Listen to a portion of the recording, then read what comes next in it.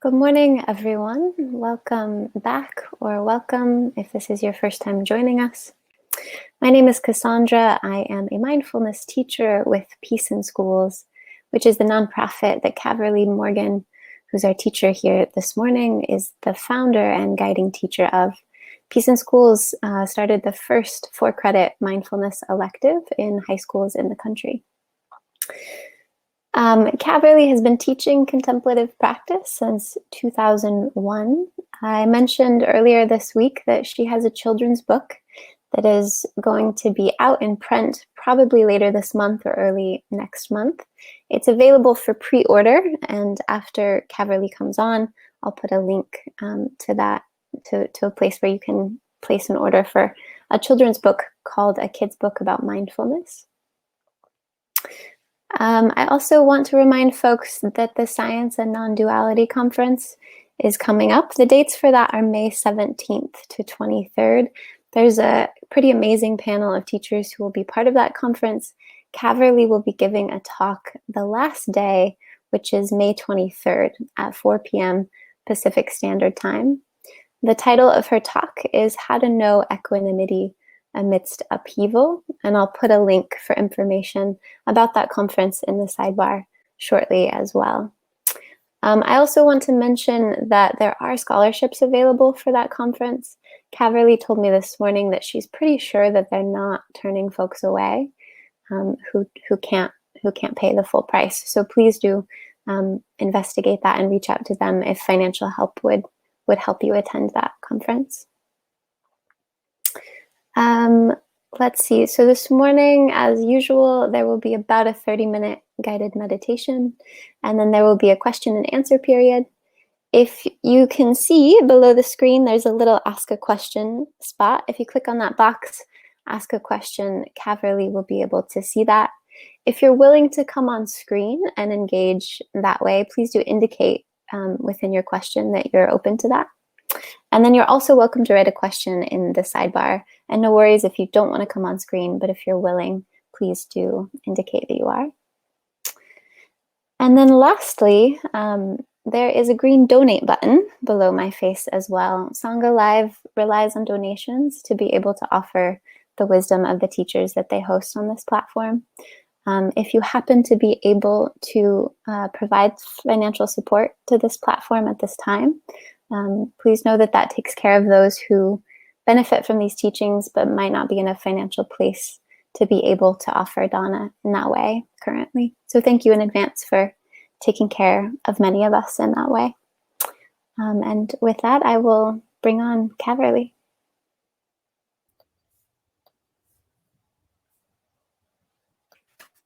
Thank you so much, Cassandra. Thank you. Thank you. I really appreciate in particular how Cassandra frames the donation pitch. Thank you, Cassandra. It's just beautifully said. We rely on each other. So thank you. Very happy to be here, friends. Really, it's a cool, wet day here in Portland. I brought you more irises from our garden. They're just so happy in this weather. And it's a nice reminder in the midst of everything happening in the world. But the irises are free, happy, nourished, doing what they do. Thank you, as always, for writing in the sidebar. It's just lovely to see friends logging on. Thank you for your presence.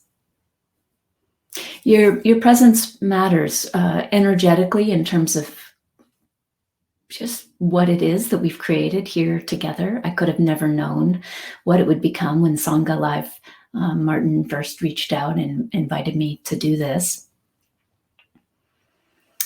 But, at this point, we're, as you know, we're making all of this up. So Jake, who works for Sangha Live, sent me some information yesterday about the attendance on the calls, and Sangha Live's very, very happy with how this has been unfolding and invite me to continue. And I'm excited about that too. So So your presence matters. If you don't show up, I don't show up. So thank you. I right now love that we all are showing up together as we feel called. So I continue to feel called. So thank you. I brought another poem for you today. I just have been enjoying starting some of the meditations with a poem. And a reminder, this is our community. If you at any point, and by the way, welcome. If this is your first time being here, welcome. I know that many folks are just learning about this based on the interview I just did with Jeff Charno of the Being and Doing Summit. And so welcome. You're very welcome here. And I want to let you know that what is most enlivening for me as a facilitator of these sessions is to be engaged directly with who's showing up, which can be tricky to do when there's so many folks attending. By the way, for those that are wondering if there are actually 2,162 people attending right now, it's not quite that, not quite that large. That's, I think, the overall number since we switched back to Crowdcast.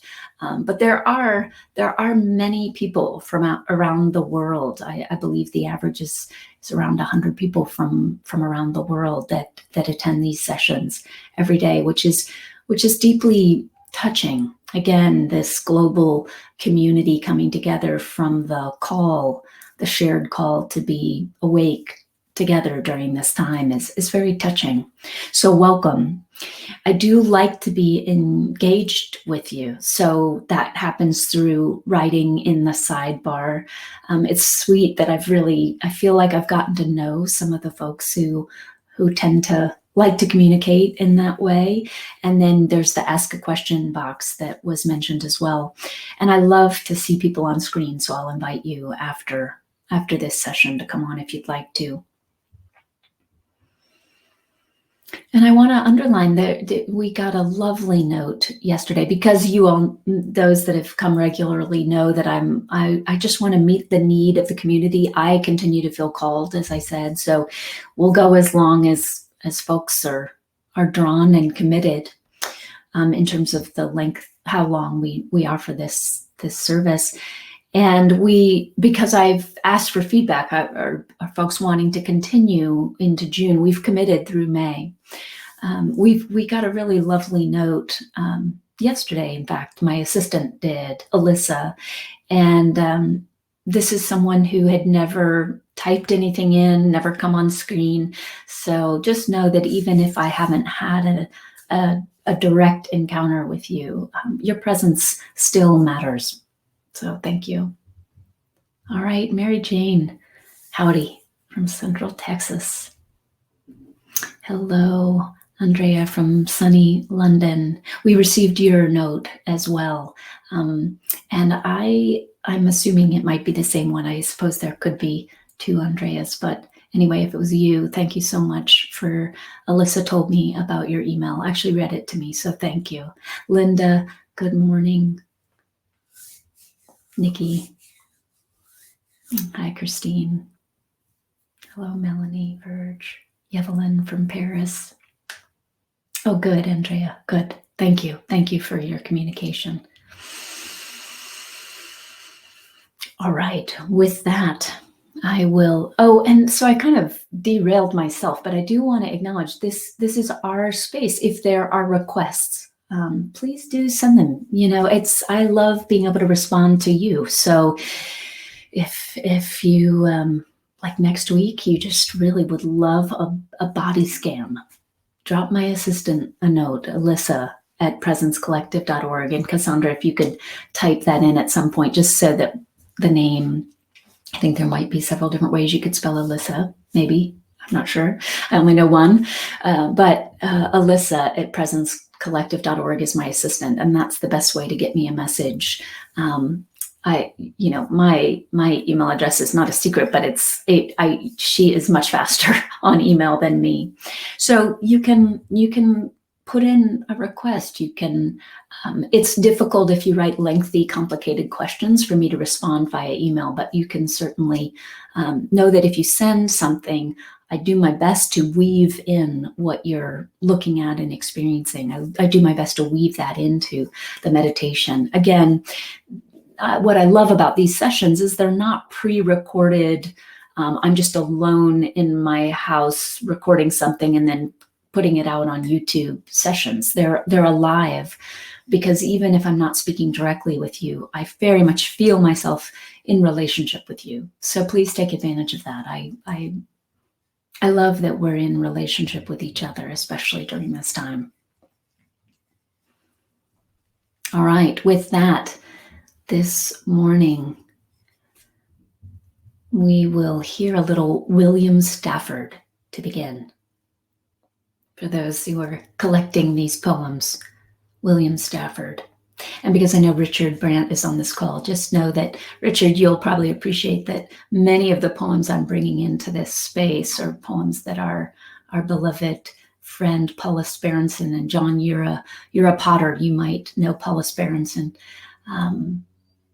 Paulus, as you can see through some of the blog posts on my website, has been a loved one and mentor. He wrote the book Finding One's Way with Clay. If there's anyone else that works with clay that would be interested in that on this call, I know we have many artists in this community. But Paulus introduced me to many of these poems, and particularly to William Stafford. So, Yevlin, thank you. I'm so glad you feel connected in this way as well. All right. Thank you.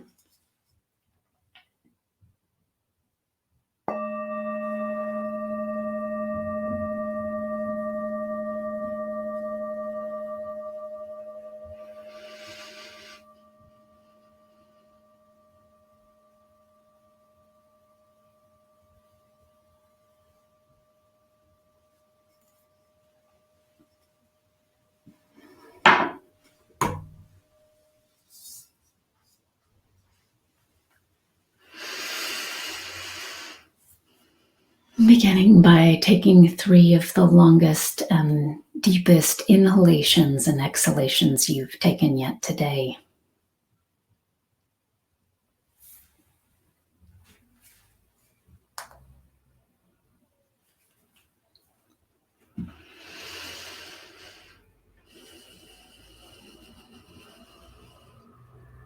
Thank you so much for your comment, Christine. The direct contact with you all is my refuge since the beginning of the pandemic. So letting yourself start the meditation by settling into refuge, the refuge of presence. Here we are together in presence. Let's begin by recognizing that.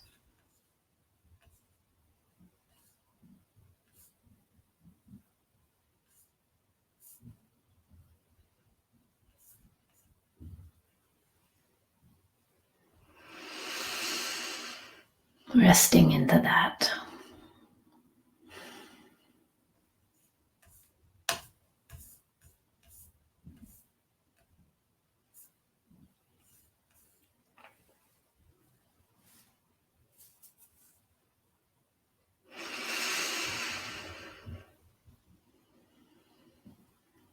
William Stafford, every morning, all over again. Only the world guides me. Weather pushes, or when it entices, I follow. Some kind of magnetism turns me when I'm walking in the woods with no intentions.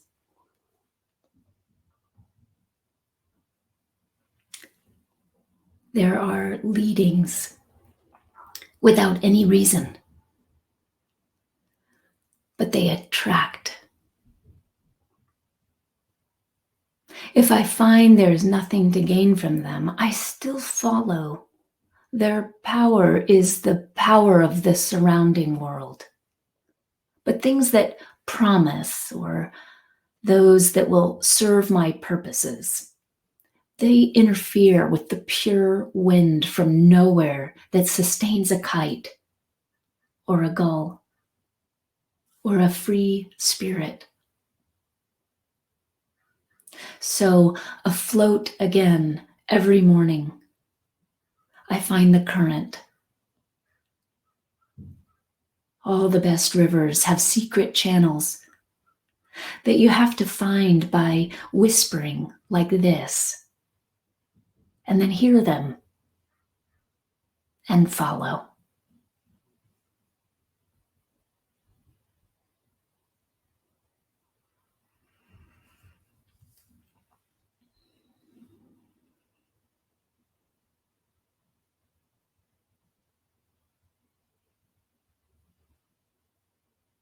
So friends, this morning, allowing ourselves to find nothing to gain,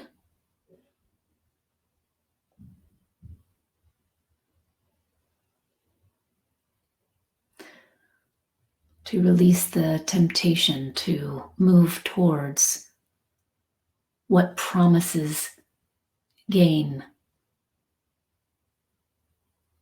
or promises to serve egoic purposes. As a practice, notice how that interferes with the pure wind from nowhere that sustains a kite or a gull or a free spirit.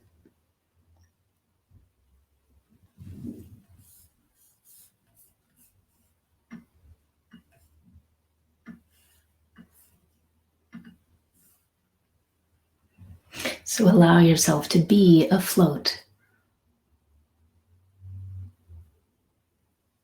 We are all afloat together in this pandemic.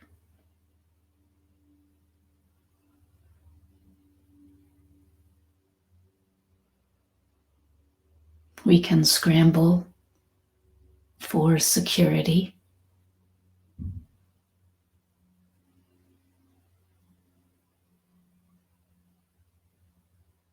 or we can learn to say, yes, let me float, let me whisper to find that secret channel of the river.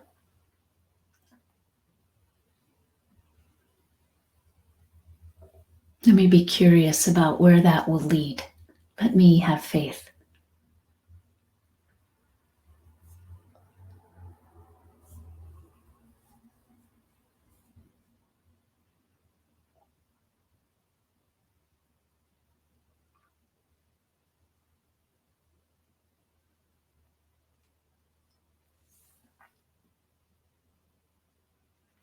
Were this poem to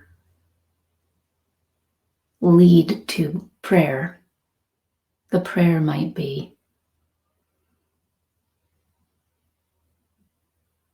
may I float. May I have faith that in a turbulent sea, I naturally float.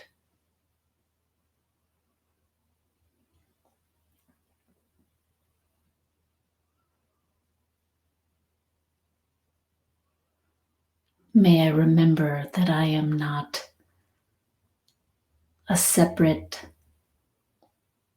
dense, heavy body-mind that is inexorably bound to sink.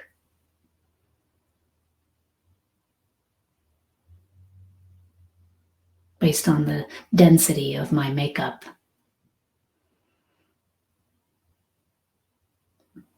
May I remember that I'm mostly water.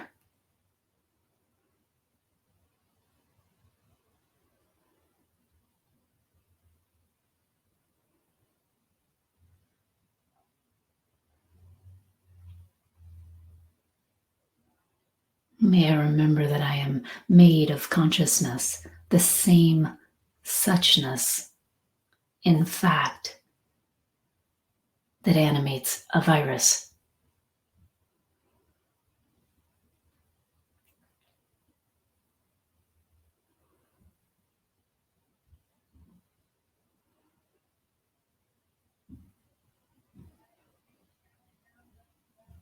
May I remember that this virus is not here to attack and threaten me as a separate self.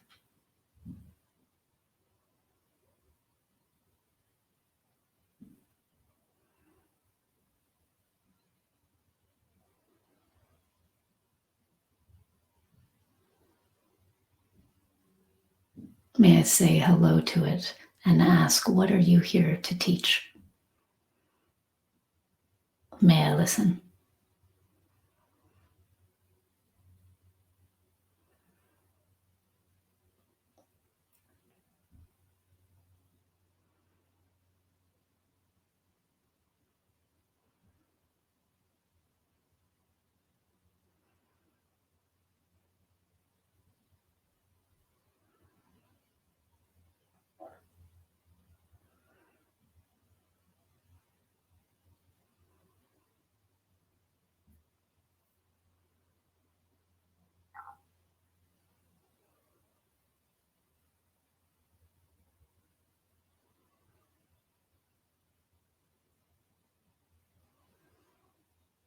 May I be guided again and again to my deepest knowing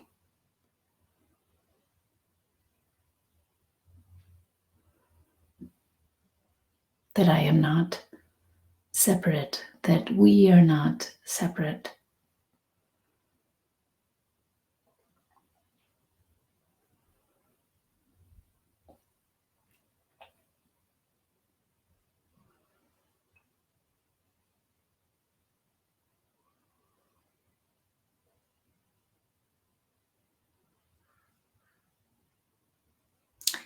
That I float.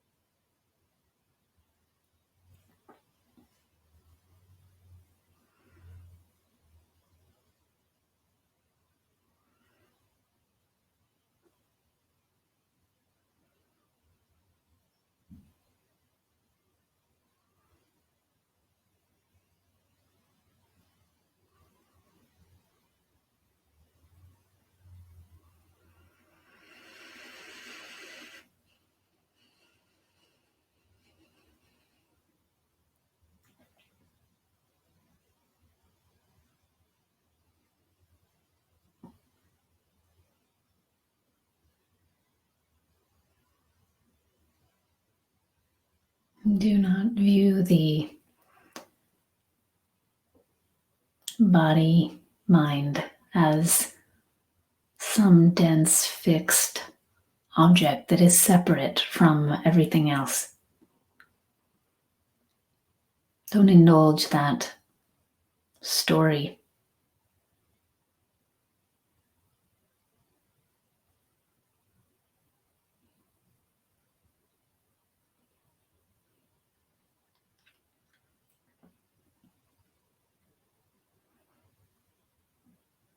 Allow yourself to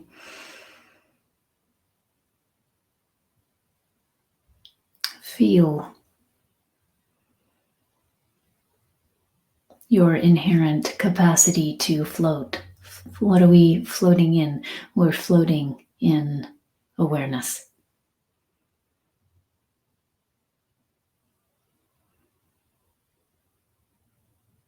When the attention wanders to agenda, pushing what's promised, when it scrambles in the direction of finding security, of latching on to something, anything,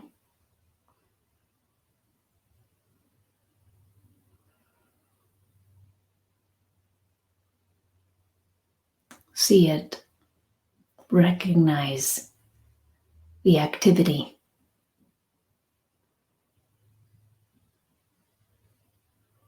and then free the attention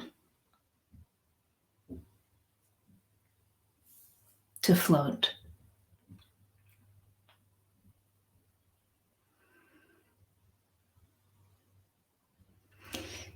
Note in terms of meditation instruction that that's not the same as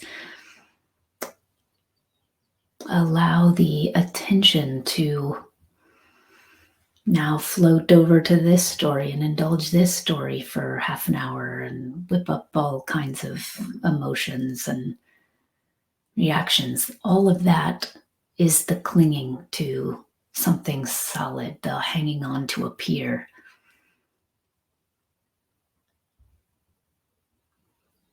The anchoring somewhere so we can feel like we know who we are from the perspective of a separate identity.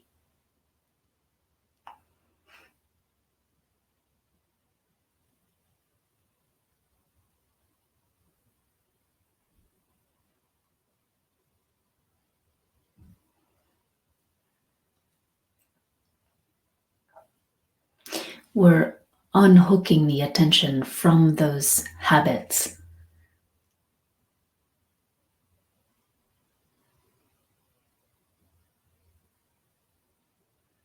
We're directing it or allowing it to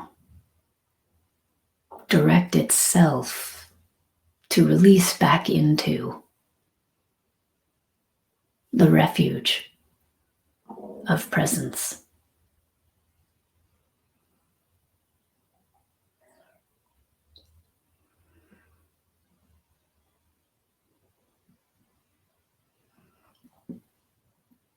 You are this refuge of presence.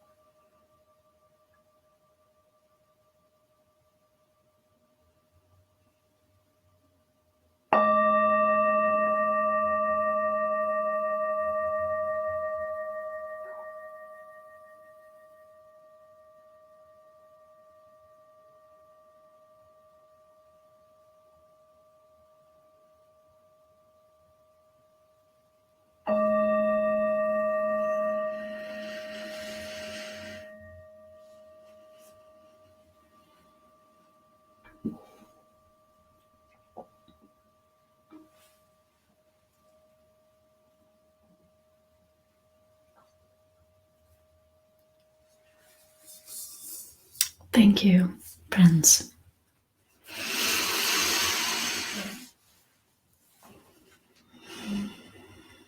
This is my moment to remind you to use the green button if you are able. Thank you. As I mentioned, Cassandra just said it perfectly. Cassandra, thank you for posting that link to the Science and Non-Duality Conference. Yeah, it starts the 17th, so just around the corner, and scholarships are available, so yeah. I really enjoyed my recorded talk with Vera. And I don't think it'll be available anywhere afterwards, so it was prompted by some of the explorations we've done in this setting. So Ashley, you say object awareness. Thank you for writing in.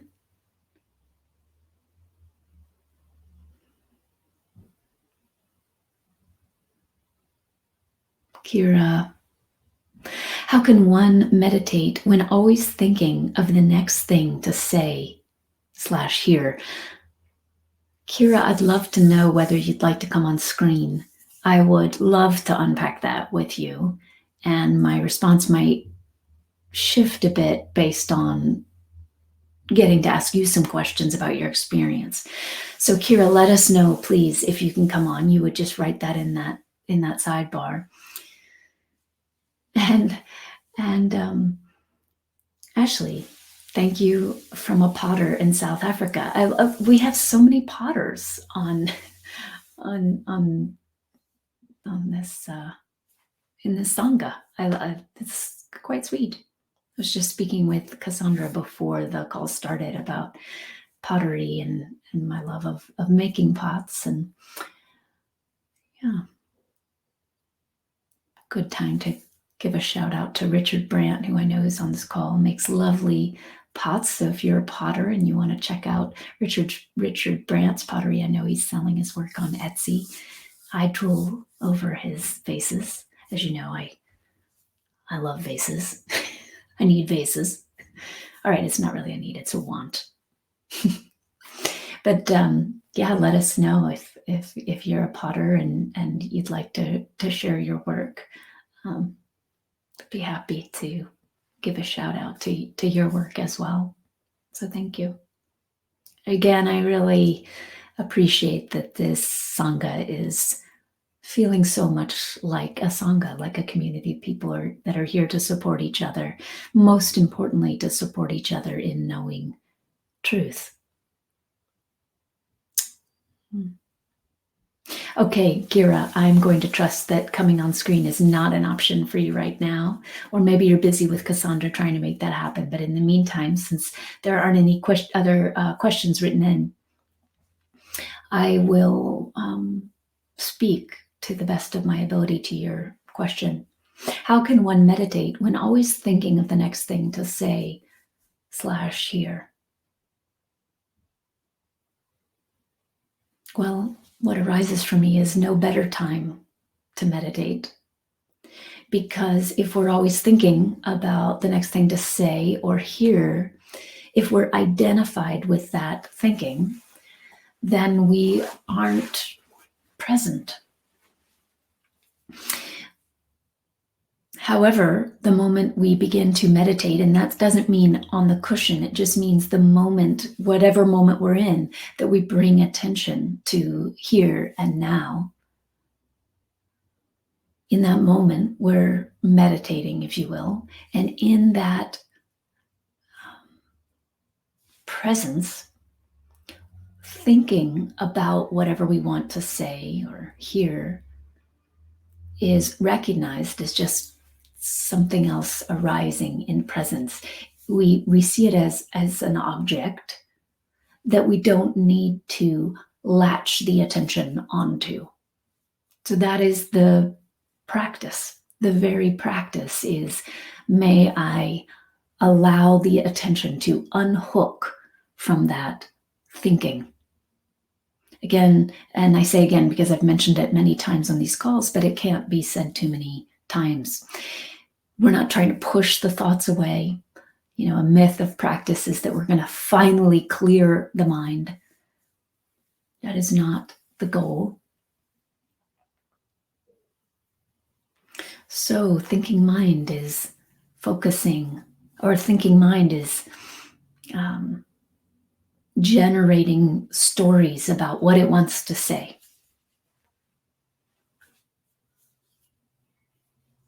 Storm clouds are passing through the sky. Sounds are arising in your home. Sensations are arising in the body. You are meditating the moment you release the habit to identify with those thoughts, to call those thoughts real and true, to call them you, to own them, to move through the world as if they are real and true.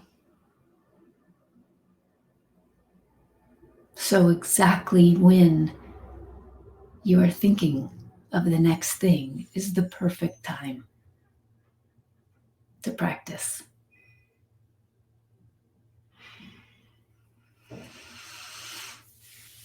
Thank you, Kira. Thank you for writing in.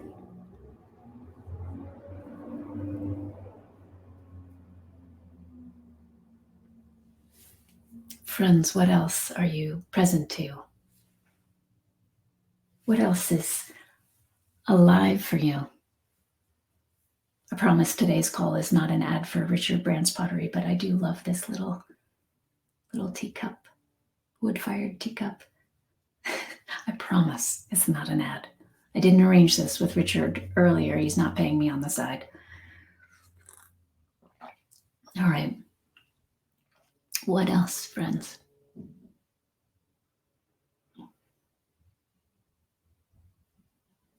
What else is true for you in this moment?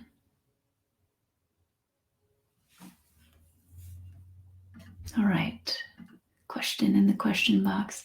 Can you see the chat from Ashley? Thank you, Cassandra. I didn't. You know what's so crazy, you guys? Usually the chat bar on the side scrolls up as people write in, and it was just staying stuck. So I apologize. I just missed a whole lot. I hadn't seen my screen stopped with "Thank you from a potter in South Africa." So I was just sitting, but thank you. I now see Kiki has written in, and then I'll get to Ashley's comment. Thank you, Cassandra, so much. That was very helpful. And the question box might, since there's something going on with Crowdcast today, clearly the question box might be a good place to put something if you want to make sure I don't miss it. Although, yay for Cassandra being my backup. Okay, Kiki, meditating with the Sangha is so wonderful. It helps my inner flame burn brighter. I love that analogy, Kiki. It points to the flame being inherent. I'm reminded of being on a particular ghat in India where the flame has apparently been burning for hundreds and hundreds and hundreds of years, just continuously tended to. So yes, being in Sangha, being in community in this way supports the flame in burning brighter. Like these group sessions gently fan my divine light and remind me that we are one. I look forward to sitting with you all each day. I do too. Kiki beautifully said. I love that. I love the image of flame and divine light. You might have just named our theme for the Monday meditation. Thank you. All right, Ashley. Thanks for your patience. I am newly transformed. I am a well-adapted reseller crossing seemingly separate worlds. I am small, even invisible, as I go about my purpose of self-replication. Unknowingly, I create great shifts of change individually, collectively, with my simple being. I am beautiful, well designed in my form and movement, spherical, containing millions of points of universal connections, wear a crown and wield many swords at once. I manifest great suffering. I manifest healing, object awareness, traveler, not reseller. Well, it sounds like you identify as Kali. So Ashley, I don't know if that's kind of what you're making reference to, but that's what arises for me. Hello, Kali. Thanks for writing in.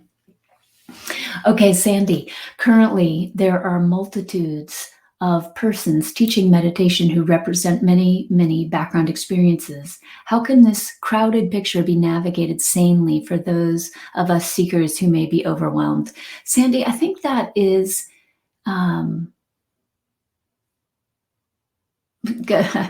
Ashley, I just saw your comment, a certain virus, but Kali is good. Yeah, what this had not occurred to me, Ashley, until you and I were in discussion, but viewing the virus as Kali is, again, we're making that up. It's just a metaphor. I want to be really clear about that, but it's an interesting way to look. Kali has a sharp sword that is used in the name of awakening, from my limited understanding. I'm not a Hindu scholar, and I want to be really clear about that. But yeah, thank you, Ashley. So Sandy, there it is. Your question is, I think, important during this time. There is no shortage of material, and in my humble experience, some of it more valuable than others. And when I say valuable, what I mean is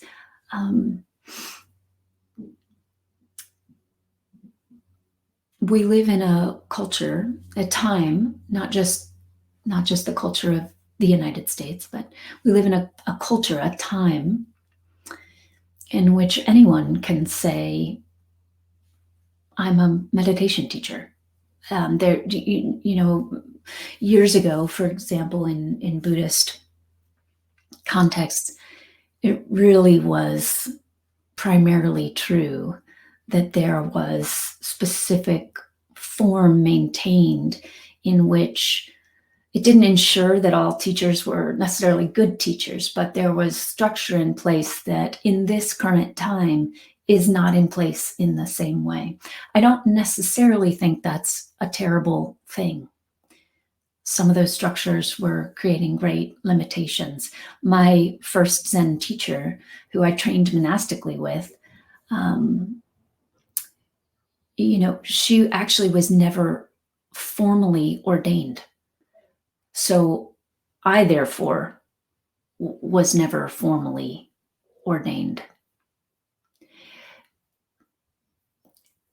So there's a light side to not necessarily being overly attached to structures which historically have not necessarily have been sort of self-referencing, I'll say that, and maybe even have excluded women or not honored the teachings of people who identify as being from marginalized communities. There's a risk, there's a shadow side to that, breaking down a structure as well. And again, I want to be really clear, just because a teacher is ordained within a structure doesn't mean that they're necessarily a good or safe teacher. We don't have to look far to see misconduct in Buddhist communities. It's severe. But in this time where anyone can put a shingle out, be mindful. be sensitive and use your own direct experience as your guide. Be wary of just assuming that because a teacher is popular, for example, they are necessarily a good teacher. And by good, I mean pointing to truth in a wholesome way that doesn't take advantage of a position of power. In this context, that's what I mean by good. And you'll know in yourself whether that pointing, that offering, or that direct transmission of truth resonates. Listen to that. Let your heart be the guide.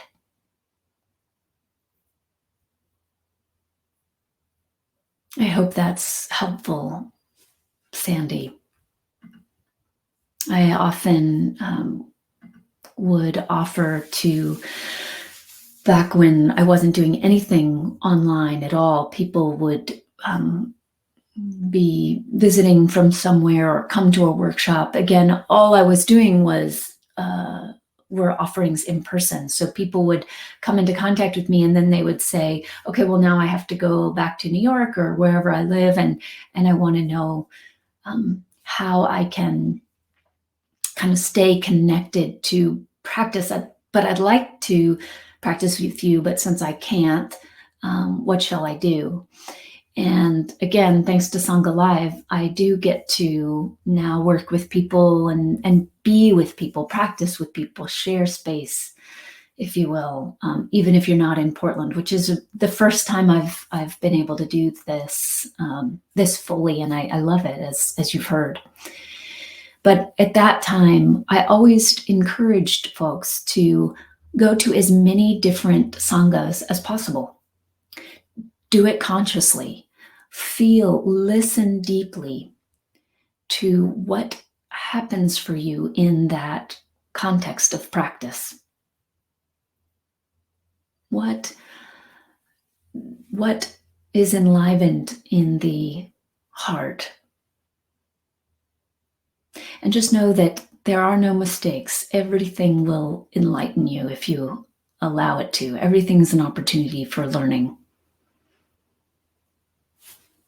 So the same could be true with all of these online offerings. Show up, pay attention, listen deeply, and look to see what resonates, what lights up. Thank you, Sandy. Linda, good morning. Would you speak to the rise and fall of experiencing beingness? Even that experience can be a hook for me. Thank you, Linda. If the rise and fall of experiencing beingness can be a hook, then it's not the beingness I'm referring to in these meditations. The beingness that I'm referring to in these meditations is unchanging.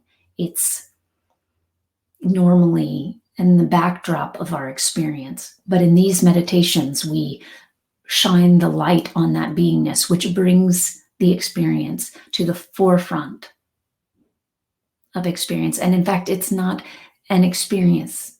It simply is. So it brings what is to the forefront of experience as we shine the light of conscious, compassionate awareness in that direction. But it's not the direction in an outward way. It's really, it's more like the wave remembering it's part of the ocean. The wave doesn't go out somewhere else to find its refuge, if you will. The wave remembers it already exists in its refuge. So if beingness feels like a hook, then it's something else within the conditioned mind calling itself beingness. Again, this would be easier if we were in person or, having a face-to-face so I could ask you more questions about it. But hopefully that that speaks to your experience. And if it doesn't, please clarify. You might need to clarify Monday, just given our time, but please do clarify if that didn't address your question. The takeaway for today is this being that's being referred to doesn't rise and fall. This awareness that we're floating in is unborn, as Zen Master Bankei said. It's undying, it's infinite.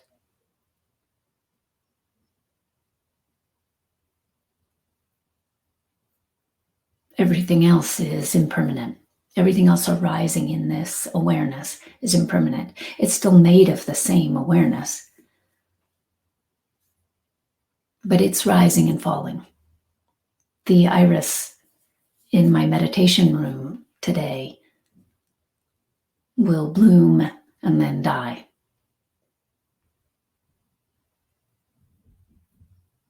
This body was born and it will die. It will cease having form in the same way. And Linda, thank you for your willingness to come online next time if there's not time now. Given that it's 9:01 Portland time, yes, we should close, but I really would love to see you Monday, and please bring any question you have. Mary Jane, agree wholeheartedly. When you meet your teacher, you can feel the magnetism, clarity, connection, stability, no center, no boundary. Thanks, Mary Jane. Glad you're here. All right, friends, we're at our time. Cassandra, thank you for your service. Sangha Live, thank you so much for doing what you do. Community, thank you for your presence. I hope you have a wonderful weekend. For those that are new to this platform, all of these meditations have been recorded, and all of them are going to be put on the Caverly Morgan YouTube channel. And thank you so much, Joyce, who's volunteering to create titles for each meditation so that you can scroll through and see, you could get a reminder for like which meditation was what, because as you see, I slightly change theme or focus every day. And so those will be available there. And if you're not too concerned about the titles, they're available now on Sangha Live just by date. But we're excited to build this YouTube channel, so check that out as well. I think my assistant is just getting some life into it now. But Joyce, thank you again for your service and your titling. All right, friends, have a great weekend.